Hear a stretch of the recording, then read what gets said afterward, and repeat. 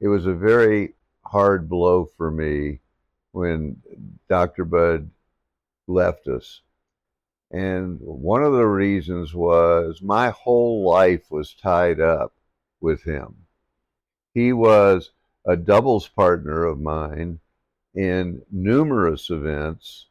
We dominated the invitational doubles in Louisville every year for the times we played together. We played in the outdoor nationals. The first one we won, and the second one we lost in the finals. And Dr. Bud again played great. He had won the Masters title the first year against a super player. We played the very best players, but I do have a funny story. When we went to our first tournament in outdoor, the nationals in Orange Coast College in 1974. I asked Bud, do you want to play in the outdoor? He goes, yeah. I said, well, we better go up the week before because I was an outdoor handball player. And I know it is not an easy adjustment to go from indoor to outdoor because you spray the ball so much and it goes out all the time and the sun's in your eyes for the real first time. And it was just something else. Well, anyway, he says, why do I have to go warm up? There's a racket and a ball. That's how confident he was. I said, Bud, we'll be going up Saturday.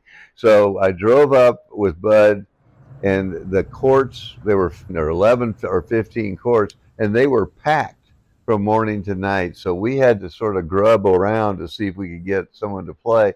And we saw these two guys, and we got out on the court with them, and we ended up winning 21-20 in the third. So Dr. Bud turned to him as gracious as he always was and said, well, we look forward to seeing you guys in the tournament. And one of the fellows said, I don't think so. We're in the seas. And Bud just turned, I mean, he turned to me and he just looked at me because we had barely scraped by them. So it was quite an interesting tournament, and how Bud was able to make the adjustments to the ability of being able to win against these younger players for the most part was fun to watch, and it to me it tended to cement my admiration for how he was to take his points of order and how he could impose those on the technicalities of whatever sport with a racket that he was playing. I would say that Dr. Bud does by a large margin because he played a long period of time in the seniors in racquetball, and when those mount up, I mean, his open career was reasonably short because it didn't commence until he was 36 years old. So he won the one national, and after that, other players were winning and what have you in the open. But if you combine the open and the senior tournaments that he won, he would be the clear victor in that regard. I won a lot more paddleball than he did because I came back in my 40s or 50s and started playing more paddleball, and I was able to win a number of senior titles in doubles and singles. But he didn't do that. He works almost exclusively from racquetball after he was, let's say, 40 years old.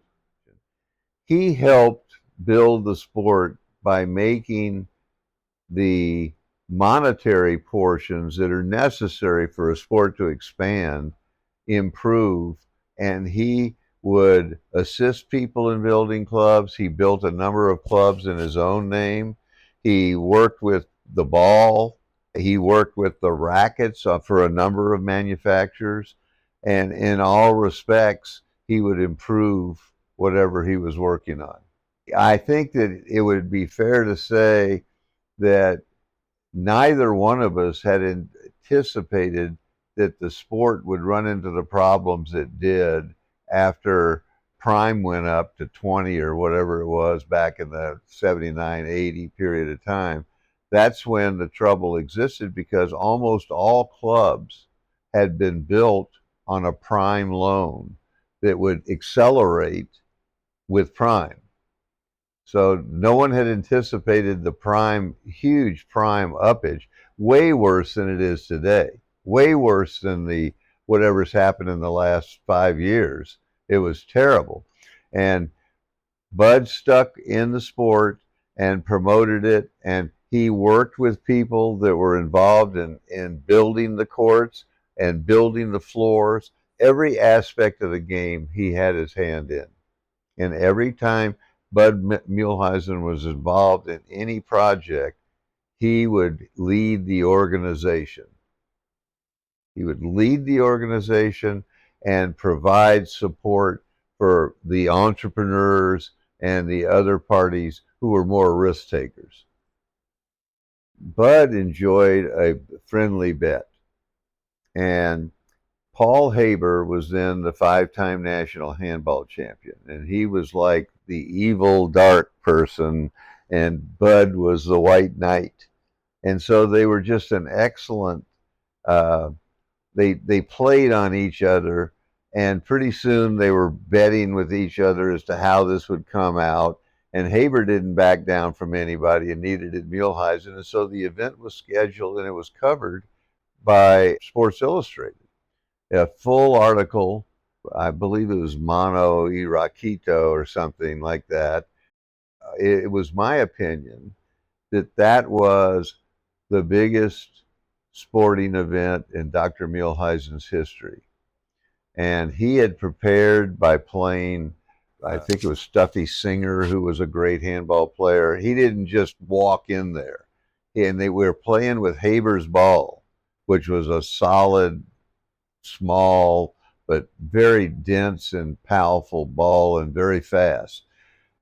So Muehlheisen felt that there was no earthly way he could lose because he could hit the ball 150 to 200 miles an hour, and Haber was using his hands and basically was having to dive on numerous plays and fist the ball somehow to the ceiling. I have never seen a more incredible display than that match. Now, videos on it don't show how difficult a task it was for both players. It was a 2.5 to 3 hour episode. As mentioned before, I had never seen Bud sweat in my life. I'd never seen him take a running step in my life. And this is in 1972. That's 8 years after I met him. So I'm watching all this, and afterwards, just to go to the end of the story without ruining the suspense, Bud was tired enough that we were supposed to play some exhibits in racquetball after the match was over. And so I was up there watching and what have you, and Bud was having to play for ungodly amounts of time. And we ended up playing one of the top national caliber doubles teams, and Bud cramped up. That's the first and only time. And he was in his 40s then, but he was tired. And Haber, I don't know how Haber could even live through that. He hit his head a number of times on the cement wall, running flat out into it to get the ball back. It is a tribute to the effort of both players. And the match came down to the last 2 points. And there was at least 70,000 bet on it. And in those days, 70 was 70. So Bud was coming from behind, and it got to be 18 Muehlheisen, 20 Haber, and Haber was serving. And there was no tiebreakers and those things that have eroded the masculinity of our sport. But what ended up happening is Haber served the ball, and then Bud, who I may have said is the master of the control of the referee and the spacing around him and how hard it is to move past him to get the ball moved in this mysterious way, and Haber was trying to set up on it, and somehow Bud touched his shirt and then glided out of the way, but Haber just stopped play and grabbed it and turned to the referee.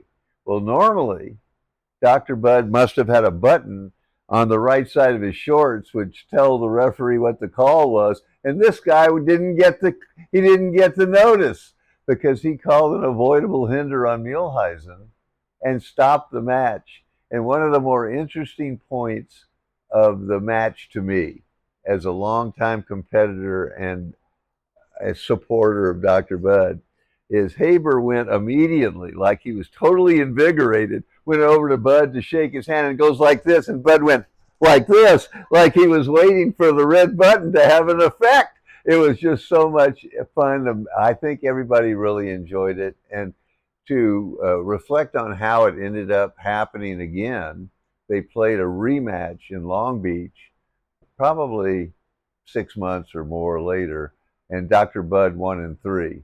So they evened it up with Haber, but that big 70 wasn't in the second match. Originally, I was concerned about the potential negative impact on his family here in San Diego and his real close friends and fans like myself. But very early on, as I began to understand the climate in which he was treated to by Shannon Wright and all of the benefits that she brought to his later years single-handedly, I came to believe that from the beginning it was in the best interest of Dr. Muehlheisen, and he deserved a victory lap, and that was very, very nice. Did Dr. Bud ever work on your teeth? Yes, the last time he was telling me, this is before he turned 70, and he said, I've got to stop at 70 because nobody wants a 70-year-old's hands in your, and he's trying to put this gold deal on my teeth, and he drops the fucking gold down my throat where I have to do some Americal deal to cough it up, and he goes, nice catch. That was my last visit. 350 spectators at Memphis State's new $3.5 million complex. Beautiful facilities at the university. Grateful to Dr. C.C. Humphreys and the staff at Memphis State.